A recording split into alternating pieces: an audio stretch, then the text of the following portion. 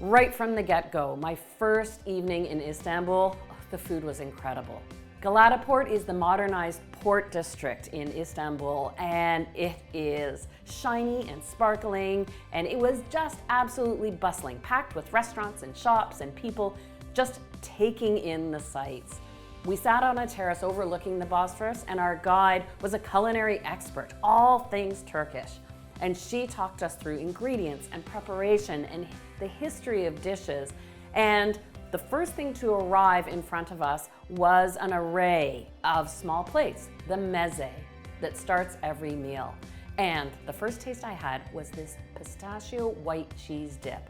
I don't know that I would have guessed what was in it. Thank goodness for Aylan, our guide, who talked us through it. It was so creamy and served with the warm, freshly baked bazlama, the Turkish flatbread. Oh, my mouth is watering just thinking about it. And that's why I want to share those two recipes with you. Pistachio white cheese dip and a Turkish flatbread you can enjoy together before your meal.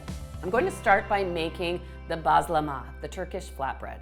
This recipe makes 4 small flatbreads because you want them freshly baked just for your group. You have a larger group, you can double the recipe easily. I've already got my flour measured in the bowl, and it's just all-purpose flour. This is a flatbread after all, though you'll be surprised how it puffs up when it bakes. To that, I'll add my instant yeast. That doesn't need to be dissolved, so it goes right in the bowl. I'll add my salt. Now this is an important ingredient, strained yogurt, a thick yogurt. This is what sets bazlama apart from a regular pita bread. It adds a beautiful tart flavor. It almost gives it a sourdough taste and a beautiful, soft, fluffy texture to the bread. Just a little bit of honey for sweetness, olive oil, and then my lukewarm water. And now I stir this just until the dough starts to come together. And because it's so small, it's easy enough to knead by hand. I wanted this recipe to be simple enough that you don't think twice about making it before a meal.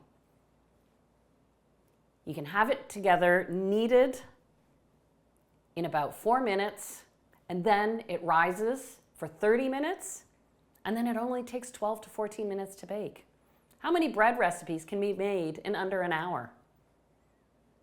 Now I'll set this back in my bowl and let this rise for 30 minutes. Now it's time to make the pistachio dip. So let's start with my 1 cup or 130 grams of shelled pistachios.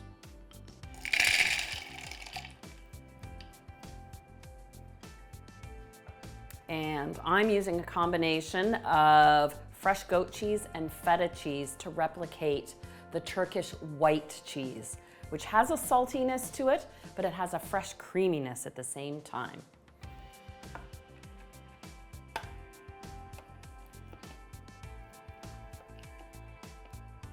And then the last ingredient is dried mint. Now that's an herb that's used in so many Turkish dishes, and I didn't realize how delicious dried mint is. I always defer to fresh, but the dried mint has a clean taste to it, and it lends a beautiful aroma and flavor to Turkish dishes. I'll put in 2 teaspoons, and then I'll add a bit of water. You may need a quarter to a half a cup, depending on, of course, the texture of your cheese and your pistachios. And you want to make this as smooth as you can, but a little bit of texture is just fine. Oh, doesn't that look delicious? And now I'll spoon this into my dish and set it aside until the dough's done rising. And here's the dough after 30 minutes. It really does puff up quickly. I'll turn this out onto my work surface and divide it into 4 pieces. I'll shape them loosely into rounds, and then you want to roll them out until they're about 8 inches or 20 centimeters across.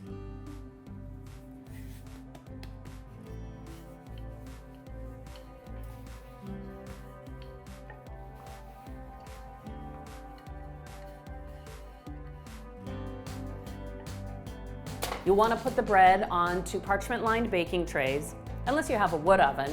So many Turkish restaurants seem to have them. And these don't have to rest at all. They go right into the oven. I've preheated it to 400, and they take about 12 to 14 minutes to bake. In most cases, you're actually gonna watch that bread puff up, so it does get a pocket to it like a pita bread. And look at how they puffed up. Now what I like to do is deflate them before I put the toppings on there, and I want to control that. So I just pierce the side of the bazlama with a skewer and carefully press down with my tea towel. Watch out for that steam. Here we go, da da da da. And you could serve these as is, but if you want to start a meal a little bit fancier, well, you can brush them with a little olive oil. And I have some nigella seeds for sprinkling. For a pop of green, I've got chopped fresh thyme and parsley. And of course, the Aleppo pepper, another common ingredient in Turkish cooking. And the Aleppo pepper adds a bit of heat, but it's mostly about that sweet, fruity pepper flavor. There we go. I'll stack these up. And now the finishing touches for my pistachio dip. A little drizzle of olive oil. Some pistachios on top, a little added crunch. And pomegranate. Who would have known pomegranate? Well, everybody does in Turkey.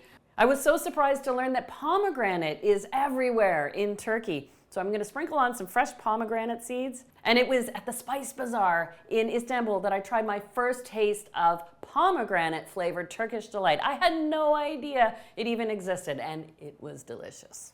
You could serve this pistachio cheese dip on its own with a freshly baked bread, or I've got some strained yogurt with feta, some olives, some pistachios, a little crunch, a little creamy, and everybody around the table I know will be happy.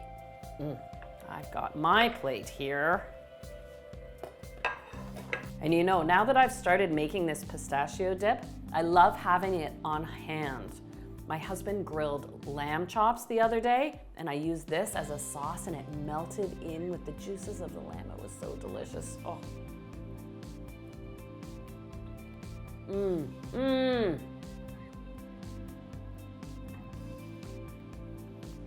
The bazlama is so tender, and that pistachio dip, oh, you get the full pistachio flavor, but you get the creaminess of the fresh cheese too.